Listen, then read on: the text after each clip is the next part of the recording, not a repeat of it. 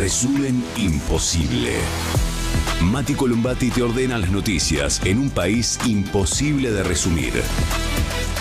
Maldita suerte, una mirada crítica de una realidad absurda. Y ahí va, viernes 26 de diciembre y hoy, en un día bastante poco habitual, Milei se juega el presupuesto en el Senado.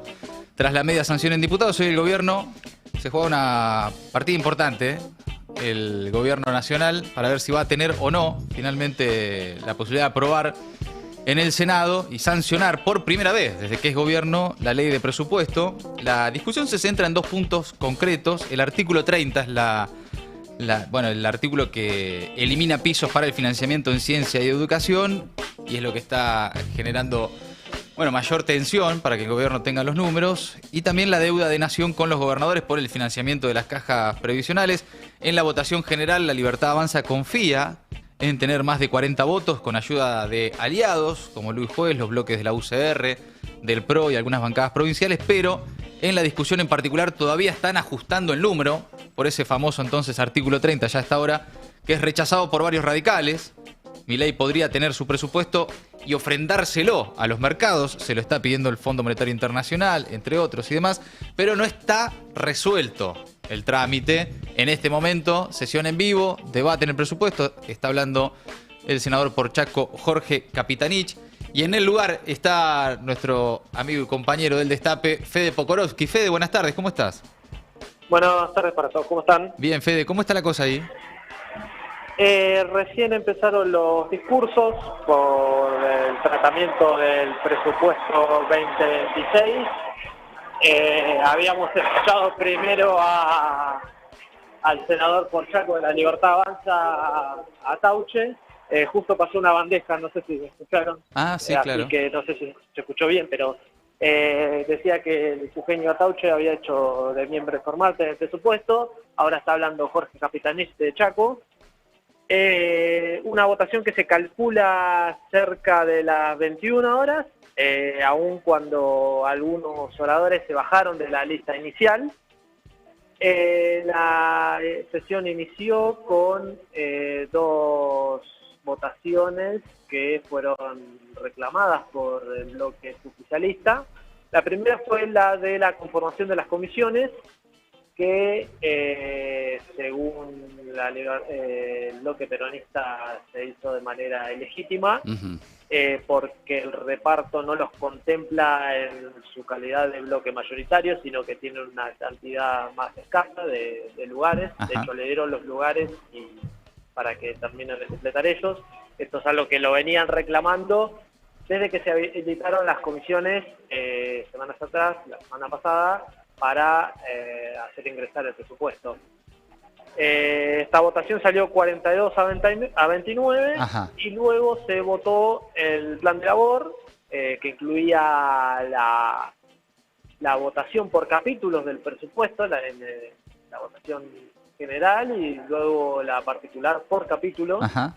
Esto descartaría lo que podría ser cualquier rechazo al artículo 30. Okay. Una situación similar a la de lo que pasó con el capítulo 10 en diputados. Claro. Con la diferencia es que gran parte del texto del presupuesto está en el capítulo 2. Lo cual lo hace bastante difícil de rechazar para la oposición. Perdón, el artículo 30, el conflicto que deroga el piso de 6% de inversión en educación, que establecía también ahí la progresividad en la financiación de la ciencia y tecnología, de la educación técnica, y esos principales puntos que estuvieron muy en conflicto en los últimos días. Ese famoso artículo 30, ¿está en qué capítulo? En el capítulo 2. Ok. Y si se aprueba, incluye si se vota otras cuestiones referidas a Camesa y con donaciones de deuda que hacen complicado el voto de algunos opositores.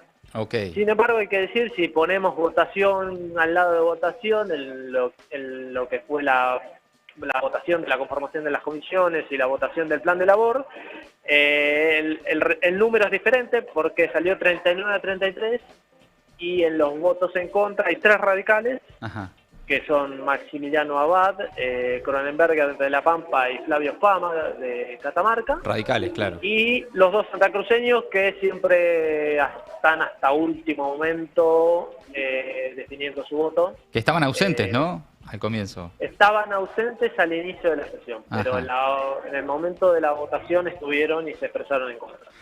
Fede, entonces la expectativa, orejeando ahí esos números, es que el gobierno logra aprobar el presupuesto, pero con dificultad para que se apruebe ese capítulo 2 que tiene el artículo 30 y varias de las otras cuestiones que vos mencionabas. Algo similar entonces a lo que pasó en diputados con el ya caído capítulo 11 del presupuesto, o entra todo y aprueban todo hoy.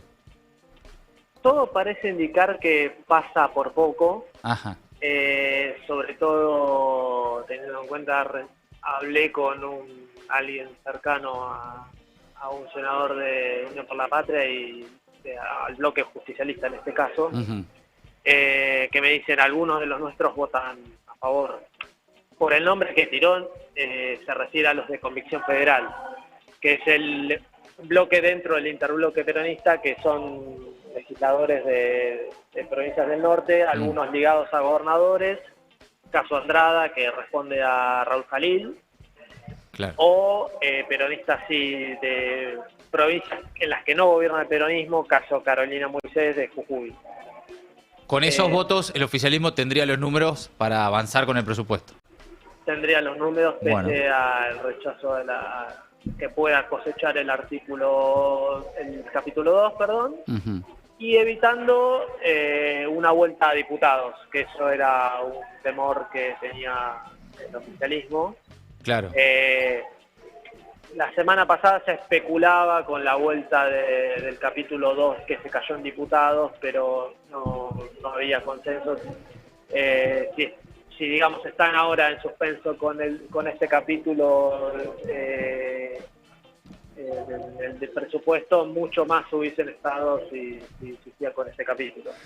Bien, Fede, clarísimo el panorama. Vamos a estar atentos. Esta sesión decís que va hasta la noche, 9, 10 de la noche, entonces. Aproximadamente, sí, pasadas las 9 de la noche. Bueno, si no cambia nada, hay que estar atento porque pueden pasar varias cosas en el transcurso de la tarde. Por ahora, el gobierno, con lo justo, pero por ahora se encamina a tener por primera vez, desde que es gobierno, un presupuesto aprobado. Algo que le están pidiendo, no solo los gobernadores y parte del sistema político, sino, lo que algunos llaman el mercado, pero fundamentalmente el Fondo Monetario Internacional, que le viene diciendo, che, papi, aprobate un presupuesto porque necesitamos tener por escrito algunas cosas. Si esto sigue así, entonces se encamina el gobierno a tenerlo. Perdón, ¿cómo? Que si esto sigue así, entonces, si no hay cambios, si no hay grandes novedades, con lo justo el gobierno se encamina a tener aprobado su presupuesto. Su primer presupuesto de que Milei es presidente. Fede, clarísimo y gracias por el tiempo, como siempre. Un abrazo grande. Abrazo grande para todos. Fede Pokorowski, de la redacción del Destape, desde el Congreso. En este momento está hablando Capitanich, Jorge Milton Capitanich, senador por Chaco, economista además. ¿Tenés para escucharlo un minuto? A ver qué está diciendo Capitanich ahora, en vivo.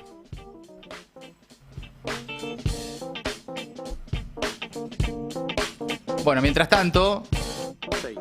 También quiero remarcar, artículo 31, hay 13 provincias que no transfirieron sus cajas provisionales. La verdad, 2.850 millones de dólares de déficit proyectado.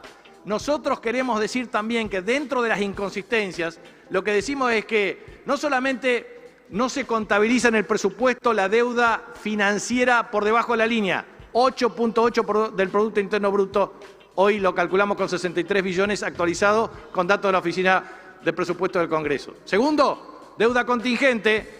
Tercero, deuda de proveedores y contratistas, que es deuda flotante, y deuda social. Si sumamos todo eso, entre 13 a 15 puntos del Producto Interno Bruto. Por eso es muy importante transmitir esto. Y lo mismo que el artículo 44. No estamos de acuerdo con la autorización del 18% de moneda extranjera. Tampoco estamos de acuerdo, efectivamente, con el artículo 51 de avales. Por una razón muy sencilla, le dan avales a pocas provincias. Hay 4 o 5 provincias, Córdoba, Neuquén, Jujuy, Chaco. Tampoco estamos de acuerdo, y en ese sentido quiero reivindicar para mi provincia la necesidad de las rutas provinciales, de los proyectos de energía, de los proyectos que tengan que ver con obras de viviendas y el desarrollo. Por eso, para finalizar, quiero transmitir claramente lo siguiente. Todo lo que dijimos en materia de objeciones lo vamos a plantear. Pero finalmente yo quiero recurrir. Nosotros estamos en la Argentina en estos dos libros. El jugador de Dostoyevsky, que es el uso compulsivo, jugar a cualquier precio para ganar.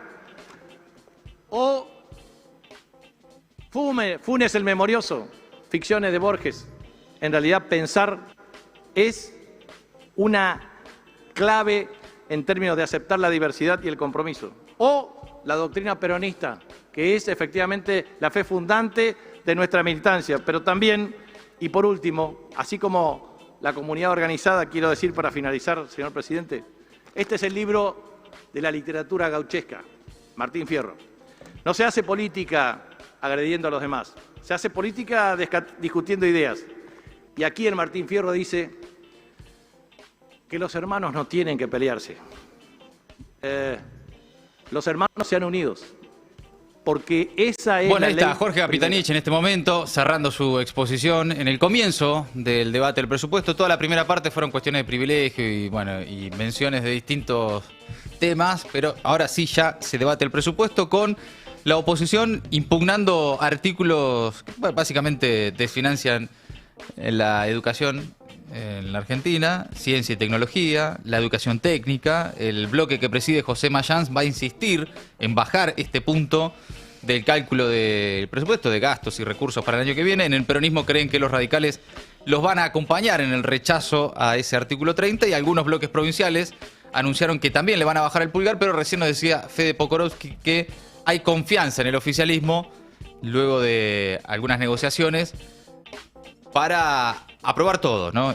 En definitiva, no demorar la aprobación, porque si se cae ese artículo, tiene que volver a diputados, donde para que entre en el periodo de sesiones extraordinarias debe entrar entre el 29 y el 30 de diciembre, todo muy justito y se le complicaba al gobierno. Veremos, esto va para largo. Mientras tanto, y antes de que empiece la sesión, el senador por la Libertad Avanza, Ezequiel Atauche, dijo que la Libertad Avanza asegura que el peronismo quiere frenar el presupuesto 2026.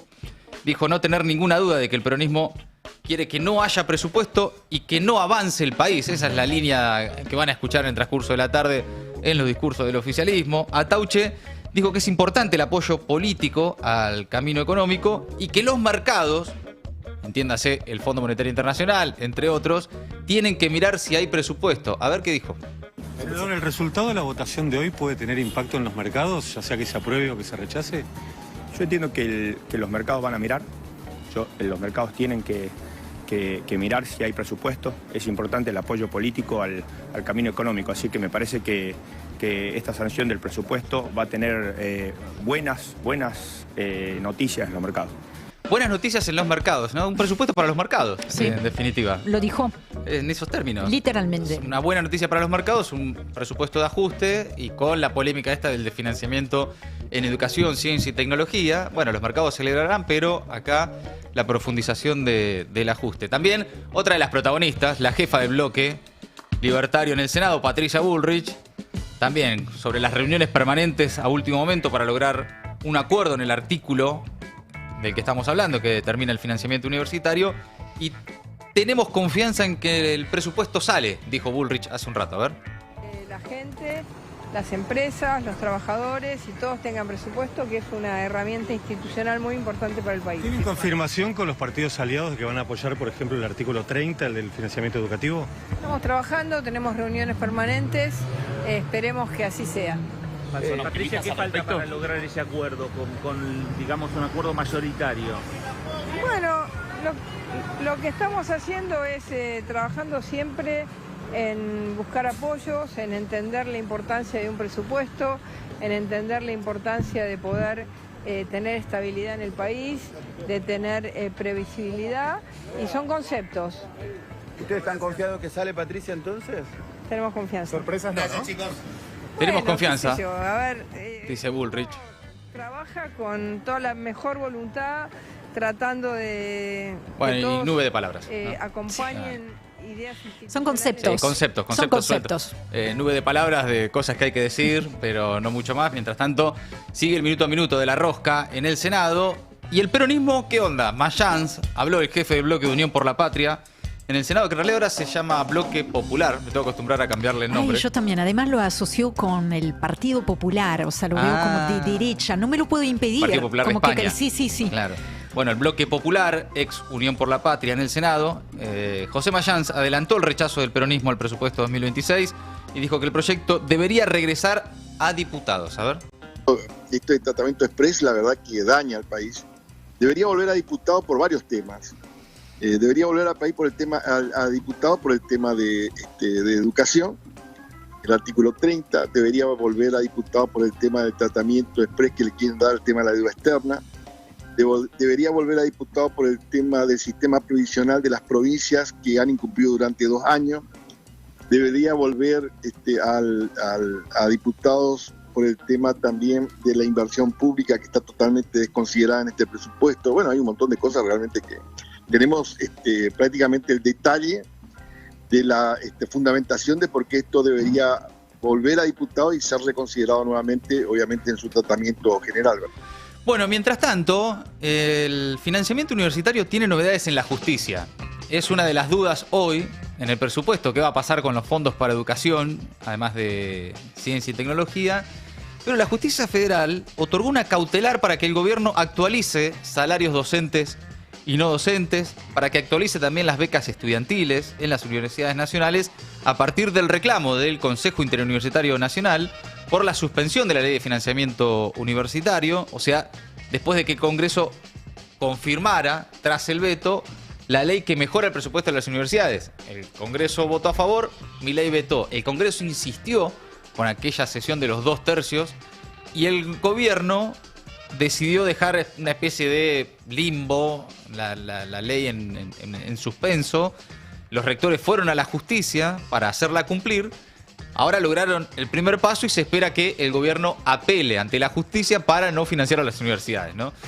Algo similar a lo que está pasando con la ley de emergencia en discapacidad. También en otro intento de terminar con el proyecto, que también fue aprobado en el Congreso en julio pasado, ahora el Ejecutivo también explora la vía judicial para no cumplir con la ley de emergencia en discapacidad, que es una ley de subsistencia, ¿no? Un piso mínimo de dignidad para las personas con discapacidad en la Argentina. Nada ni siquiera tan extraordinario, pero presentó un planteo ante la Cámara Federal de San Martín para que la norma se aplique siempre y cuando se cuente con presupuesto para hacerlo. Es lo que dice el gobierno. El decreto 681, en su artículo 2, ahí el gobierno estableció que la ley de financiamiento y de emergencia en discapacidad solo entraría en vigencia cuando se incluyan las partidas presupuestarias correspondientes en el presupuesto nacional. Algo que, por supuesto, el gobierno no pide cuando baja, por ejemplo, ingresos brutos o cuando hizo el tongo con las cerealeras, que eran miles de millones de dólares que el Estado dejaba de recaudar para un beneficio de un puñado de cerealeras, en su mayoría además internacionales. Es decir, cuando se desfinancia el Estado para favorecer a sectores concentrados de la economía, no se requiere ahí, no son tan estrictos con cuáles son las partidas correspondientes con las que vamos a financiar eso. Cuando se trata de personas con discapacidad, Garrahan, ahí universidades y demás, decime, ¿de dónde saco la plata? Y bueno, no sé, buscarla en otro lado. Claro. Bueno, ante esta decisión del gobierno, una familia de dos chicos de 11 años, que presentó un recurso de amparo para declarar inconstitucional ese decreto del gobierno. La justicia declaró la invalidez del artículo, le dio la razón a las familias y ahora el Ejecutivo apeló el fallo. Así que, mientras se discute el presupuesto, el gobierno hace todo lo posible también para incumplir con leyes del Congreso en financiamiento universitario y de emergencia a personas con discapacidad.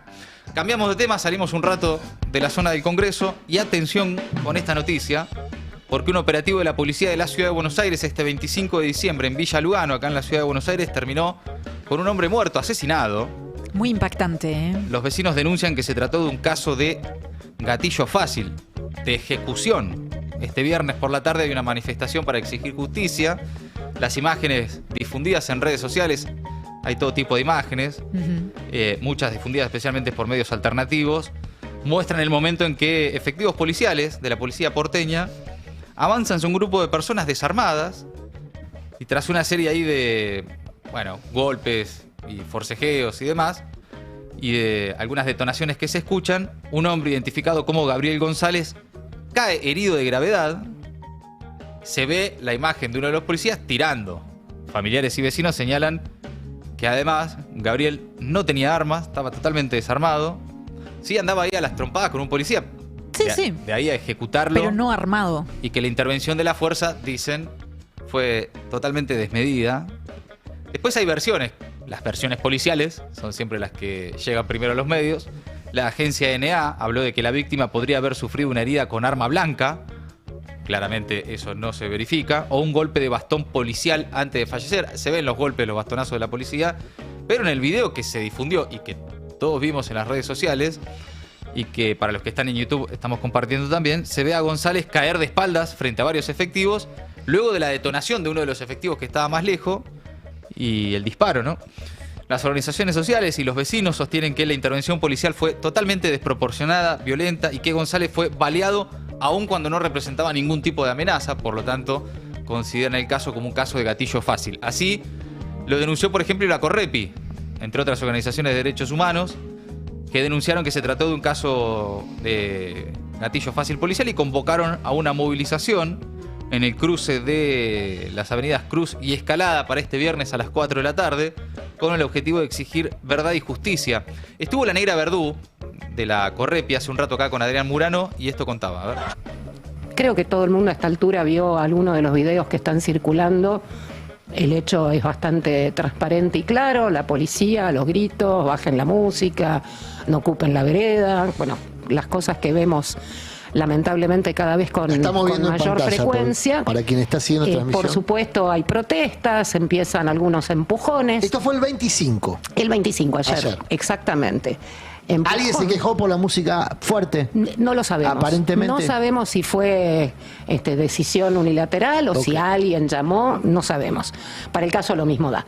Lo cierto es que en medio de la situación que estamos viendo, que lo que se produce es la resistencia, salí, no me agarrés, no, porque ya enseguida empezaron a querer detener gente de esta familia. Las personas que se ven en pantalla son todos miembros de la misma familia. Te interrumpo porque estamos viendo una imagen en el momento en el que un policía levanta un fusil y tira hacia las personas. Así es, a menos de 1,5 metros, 2 metros de distancia. A menos de 1 metro. De hecho, ahí cuando se baja de la patrulla. Exacto, Gabriel cae y ya no se levanta. Y también tiene una herida de fuego en la pierna, Nelly, que era la compañera, la mujer de Gabriel, que afortunadamente no fue una herida de demasiada gravedad. Porque ¿son balas de plomo? En el caso de Nelly sí, en el caso de Gabriel no tenemos todavía, obviamente, la información de la autopsia que se debe estar haciendo mientras hablamos. El calibre de... No lo sabemos. No lo sabemos.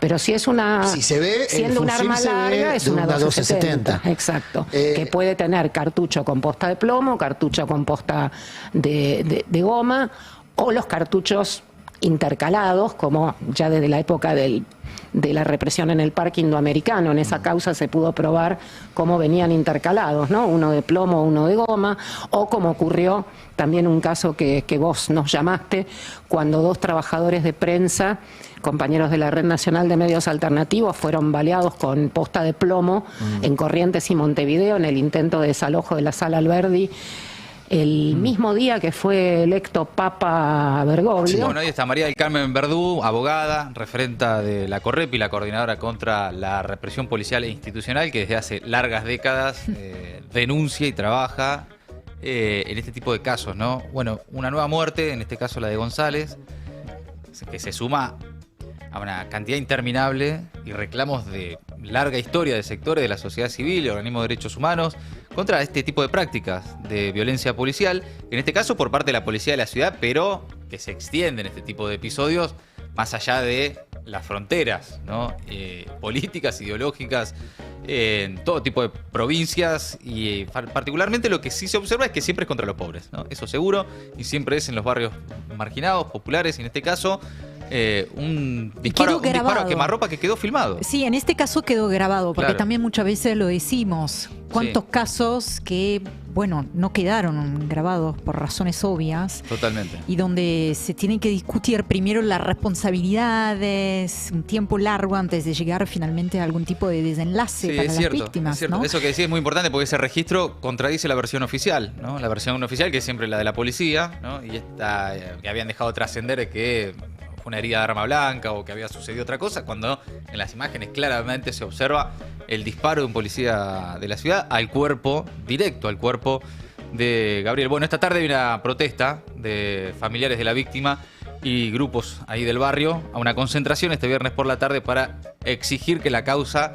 avance y exigir justicia. Por otro lado, atención, noticia de hoy.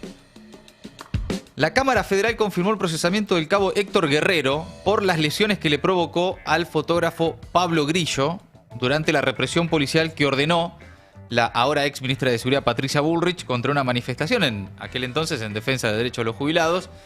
El documento de este mediodía lleva la firma de los jueces Eduardo Fara, Martín Irursun y Roberto Boico.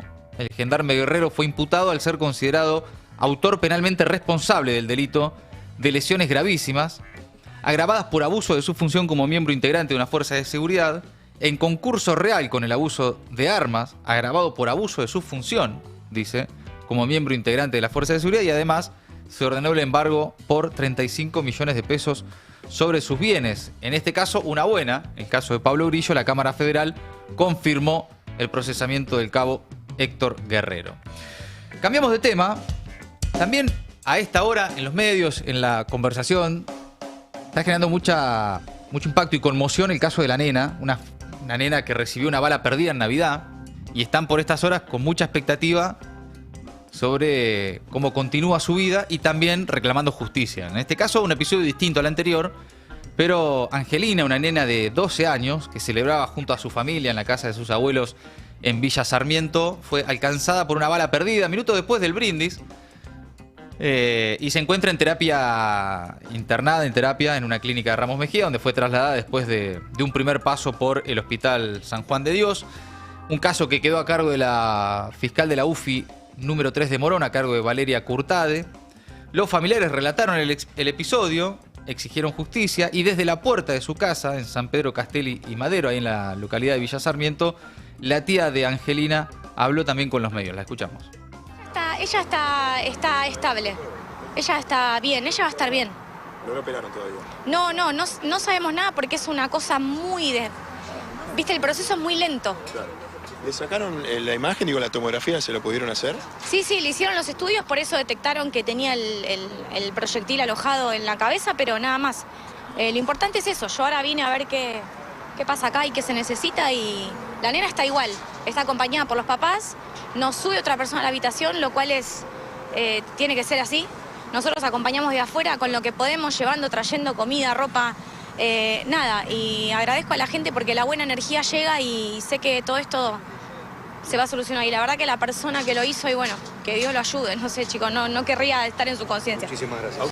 Bueno, el hecho ocurrió cuando la familia salió a la vereda a ver los fuegos artificiales luego de las 12, ¿no? Claro. El hecho ocurrió a las 0:05 y aunque la menor se encuentra estable, es un estado crítico y los médicos evalúan una cirugía compleja para extraer la bala que entró pero no salió. Ahí sus familiares, los que están por estas horas hablando con los medios, mantienen la esperanza de que el daño no sea irreversible, a pesar de la gravedad, que implica obviamente una herida de arma de fuego en la cabeza.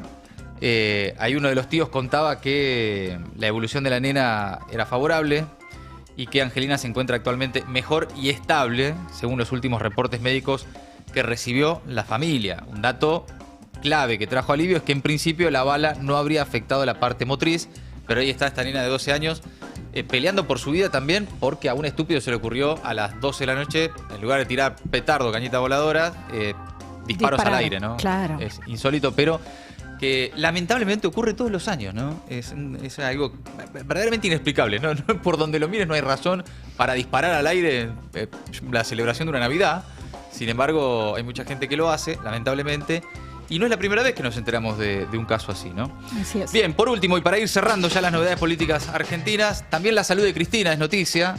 Acaba de salir un nuevo parte médico. Se informó que Cristina Kirchner presentó hilio postoperatorio y que continuará internada. Se le colocó un drenaje peritoneal y está con tratamiento antibiótico endovenoso.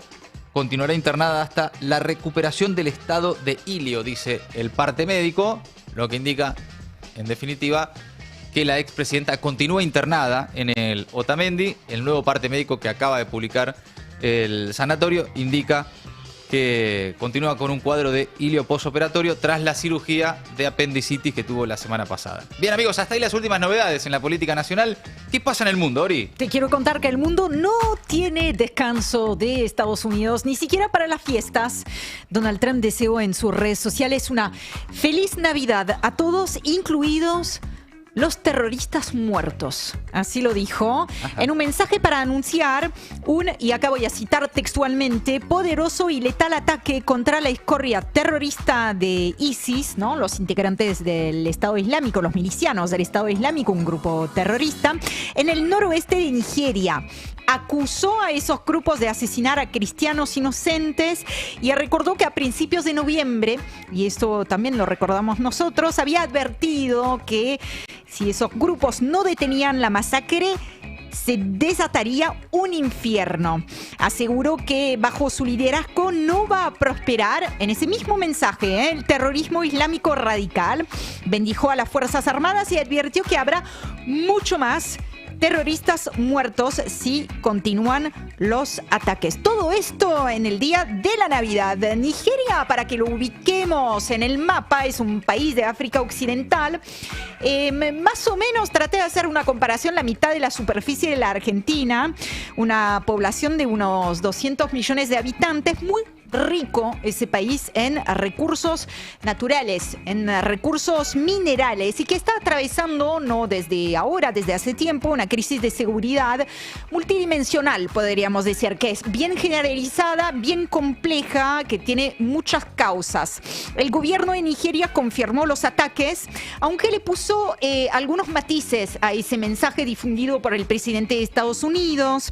En una entrevista con la BBC, el ministro de Asuntos Exteriores de ese país habló de una operación conjunta contra terroristas, acá también estoy citando textualmente, pero desmintió que tuviera que ver con alguna religión en particular, ¿no? Contradiciendo sobre ese punto al presidente. Hay cristianos, a musulmanes, es como todo un mosaico, además étnico, y si bien hay una violencia, un problema de seguridad muy importante y muy generalizado, no estaría, no solamente según el ministro de Exteriores, sino también según analistas, ¿no? Conocedores del país, no estaría focalizado contra un grupo religioso en particular. En otro orden de cosas, viste como la Navidad le pega a cada uno de manera distinta. Sí. Hay gente que se pone muy contenta, gente que se pone más nostálgica, claro. Gente que se... Bueno, se ve que a Donald Trump le pega por el lado de ser pasivo-agresivo. ¿Cómo sería eso? El mensaje que les acabo de leer, en el que entonces estaba deseando, recordemos, una feliz Navidad, incluso a los terroristas muertos. Bueno, publicó otro mensaje, un poquito de esa misma índole, diciendo feliz Navidad a todos, incluyendo a la escoria de la izquierda radical que hace todo lo posible por destruir nuestro país, pero que está fracasando estrepitosamente, así se dice, qué palabra más larga. Ya no tenemos fronteras abiertas, etcétera y etcétera, alegando, digamos, haciendo elogios de su propia gestión. Pero es eso, es como feliz Navidad. Ajá. Incluso a los malos de la izquierda radical. Bueno, dejamos entonces, en mi opinión, Donald Trump, deja de festejar la Navidad, déjanos en paz, no hace falta, no publiquen ningún mensaje, deja de bombardear países lejanos, ya está. ¿Dejamos Estados Unidos o no? O no, porque también tiene que ver con Estados Unidos. Nos vamos a Honduras, que tiene presidente electo. El candidato respaldado justamente por Donald Trump, Nacerritito Afura, fue proclamado. Esto fue el miércoles, pero como no nos vimos ayer, les cuento hoy, presidente electo entonces de Honduras. Ajá. Papi a la orden será entonces el futuro presidente, porque así se hace. ¿Papi a la orden? Papi a la orden, así se hace llamar en las redes sociales. Qué poco serio. Mirá que nosotros tenemos uno que pedido personaje, pero papi a la orden. Papi a la orden. Viene en sintonía con Donald Trump. Habló de reconciliación, ahora lo vamos a escuchar en un segundo, y prometió no les voy a fallar. Bueno, esa proclamación, recordemos, ya llegó casi, no un mes, pero casi un mes desde los comicios comicios, ¿no? Un mes de escrutinio realmente muy caótico, marcado por demoras, por fallas técnicas, por numerosas inconsistencias en las actas y también y sobre todo denuncias de fraude. De hecho, los 3 integrantes del Consejo Nacional Electoral no lograron un acuerdo unánime para declarar el ganador.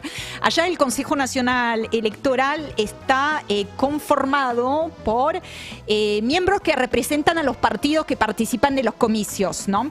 Entonces es una proclamación sin el apoyo unánime del CNN. Ajá. Con el 99,93% de las papeletas escrutadas, Afura obtuvo 40,2% de los votos y en segundo lugar queda entonces el liberal Salvador Nasralla con 39,5%. Muy parejo, claro. Muy parejo. Quien desconoció el resultado, Nasralla, ¿no? Y denunció fraude electoral. Les propongo que escuchemos la palabra de Afura. Es tiempo de reconciliación, de unidad y de paz. Debemos de reconocernos como lo que somos, una sola familia hondureña.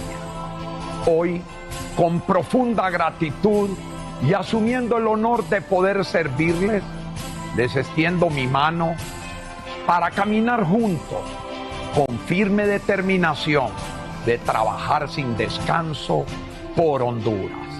No les voy a fallar. Dios los bendiga y bendiga a Dios la pródiga tierra en que nací. Bueno, mensaje navideño entonces del proclamado presidente electo. Recordemos a Afura, nieto de inmigrantes palestinos, empresario de la construcción, ex alcalde de Tegucigalpa, que fue sin lugar a dudas su mayor hito político. Ha sido señalado, dicho de paso, en causa por presunta corrupción, que sabemos es un problema muy grave en Honduras, muy arraigado, quiero decir, ¿no? Presunta corrupción vinculada a su gestión justamente en Tegucigalpa por el supuesto desvío de fondos públicos mediante cheques a cuentas de tercero o personales. También fue mencionado en algún momento en los Pandora Papers. Hubo varias series, ¿no?, de papers. Bueno, aparecía ahí en 2021 en los Pandora Papers por vínculo con estructuras offshore. Ya conocemos la historia, sin imputaciones penales, sin embargo, ¿no?, esta denuncia, pero en su momento con fuerte impacto político. Y en el marco de estos comicios fue candidato del Partido Nacional, que recordemos es la fuerza que gobernó Honduras durante el ciclo de Juan Orlando Hernández, el expresidente condenado por narcotráfico en Estados Unidos y recientemente indultado por Donald Trump, justamente en la previa de estas elecciones, como una señal, una manera también más de intervenir en el proceso electoral. O sea, ¿no? Avanza Trump en el barrio, ¿no? Sí, tenía varios motivos para celebrar, porque efectivamente el mapa se está pintando, no de rojo, sino de la derecha. En campaña, Afura prometió grandes obras de infraestructura, reforzar los lazos justamente con Estados Unidos y alejarse de China. A nivel regional, efectivamente, viene a profundizar el viraje político hacia la derecha. Termino leyendo un párrafo nada más de una nota firmada por Leonardo Toledo Garibaldi en Diario Red, que dice, hablando justamente de ese giro hacia la derecha, dice: desde una perspectiva antropológica, el caos no es puro desmadre y solamente desorden material. Es sobre todo una experiencia de pérdida de sentido. El caos mundi aparece cuando los marcos cotidianos que organizan la vida, como el trabajo, la política institucional, la promesa de progreso, incluso el relato de la nación, bueno, dejan de ofrecer explicaciones convincentes. Crisis económicas recurrentes, grupos criminales organizados globalmente, desastres naturales pero antropogénicos, pandemias que desatan infodemias, migraciones masivas, guerras mediáticamente omnipresentes cada vez menos lejanas, aristocracias entregadas a la crueldad y el desenfreno bajo el velo de la impunidad. De pronto parecemos sitiados por fenómenos que exceden la capacidad de control individual y aparentemente también la de los estados que inventamos para hacer diques frente al desorden. Amigos, amigas, hasta ahí el resumen imposible de Maldita Suerte.